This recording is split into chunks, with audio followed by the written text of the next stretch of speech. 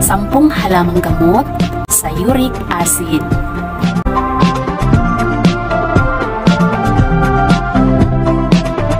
Number 1, kalamansi. Sa pag-aaral, ang kalamansi ay nakitaan na epektibo na remedy para sa gout at uric acid. So dahil sa mataas na vitamin C at antioxidants, ito ay nakakatulong para ma-reduce ang inflammation at nakakatulong ito para bumaba or madurog ang uric acid. Ang kalamansi ay nakakatulong para mailabas, ma-flush out ang mga toxins sa katawan habang pinapalakas ang immunity para malabanan ang iba't ibang impeksyon. So, paano ba kinukonsume or ginagamit ang kalamansi as remedy? Una, gumamit lang ng 15 hanggang 20 na kalamansi. Pigain ito at inumin na pure 3 times a day, araw-araw sa loob ng 6 weeks.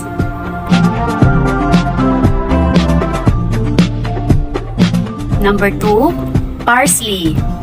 So dahil sa diuretic effect ng parsley, ito ay nakakatulong ma-improve ang pag-ihi or napapadalas nito ang pag-ihi at nakakatulong ito para malinis ang kidney at sa pamamagitan ng pag-ihi na ilalabas nito ang uric acid sa katawan at nakakatulong ito para ma-decrease or mabawasan or matanggal ang uric acid sa dugo at sa katawan.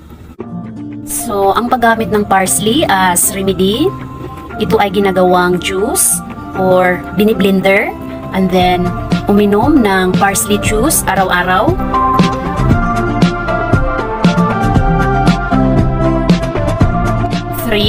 Turmeric or luyang dilaw.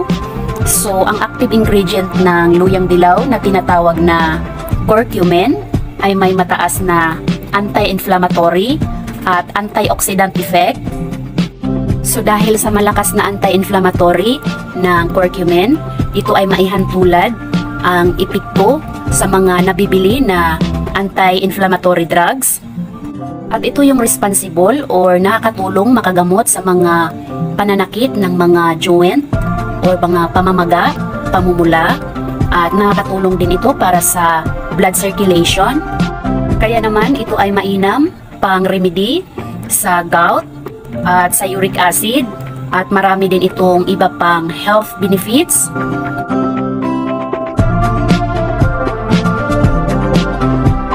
Number 4, pansit-pansitan. Ang pansit-pansitan ay mayroong anti-hyperuricemia or anti-uric acid. Mayroon din itong anti-analgesic, anti-inflammatory. At ang pansit-pansitan ay considered safe and effective dahil ang pansit-pansitan ay isa sa 10 halamang gamot na endorsed by DOH or Department of Health. At kilala din ang pansit-pansitan na nagpapababa ng uric acid sa dugo. At nakakatulong din ito makagamot sa mga pananakit ng kasukasuan, mga joint, pamamaga, gout, rheuma. At kilala din ang pansit-pansitan na nakakatulong makagamot sa mga problema sa kidney at UTI or urinary tract infection. At ginagamit din ito pang remedy sa hypertension. Paano ba kinukonsume or ginagamit ang pansit-pansitan as remedy? Kumuha lang ng 2 hanggang 3 tasa na pansit-pansitan kasama ang ugat. Pakuluan ito sa 1 litro na tubig at inumin as tsaa.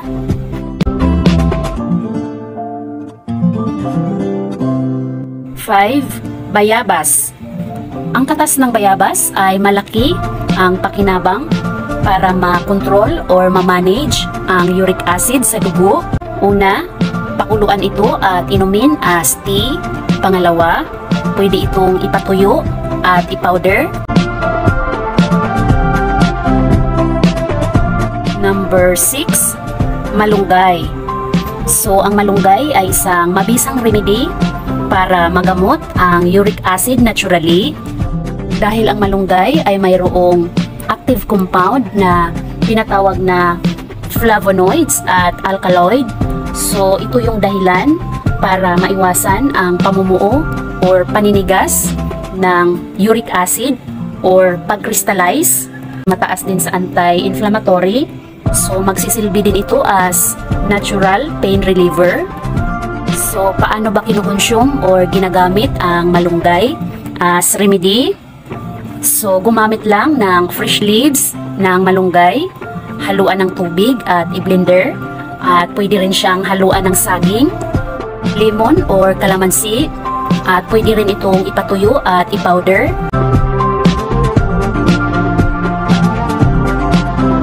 Number 7, bawang.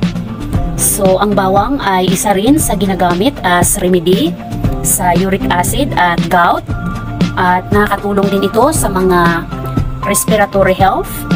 So ang bawang ay nakakatulong para maka-reduce or ma-eliminate ang excess na uric acid sa sistema, at nakakatulong din ito para ma-reduce ang inflammation sa mga joint or sa katawan.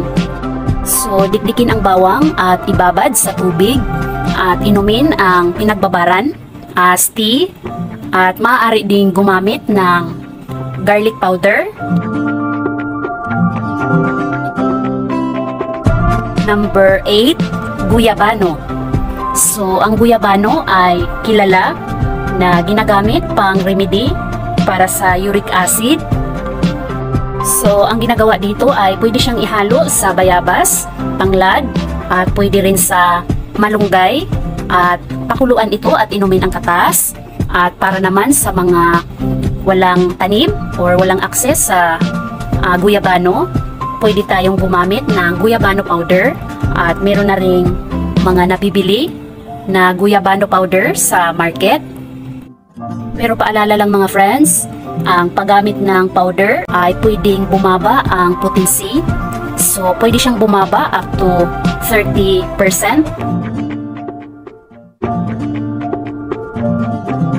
Number 9, luya. So ang luya ay mayroong powerful anti-inflammatory effect. So ito yung nakakatulong maka-reduce ng mga inflammation, mga swelling, pananakit ng kasukasuan, mga pamamanhid ng kamay, paa, tagiliran, baywang. At ang luya ay nakakatulong para magpababa ng uric acid levels. At dahil dito, naiiwasan ang gout attack. At ang luya ay isa ding magandang remedy para sa blood circulation. So, paano ba kinukonsume or ginagamit as remedy ang luya? So, dikdikin ang fresh na luya, and then pakuluan at inumin as tea. At pwede rin gumamit ng ginger powder at salabat, at pwede itong itimpla sa mainit na tubig, at maaari itong haluan ng kalamansi or lemon.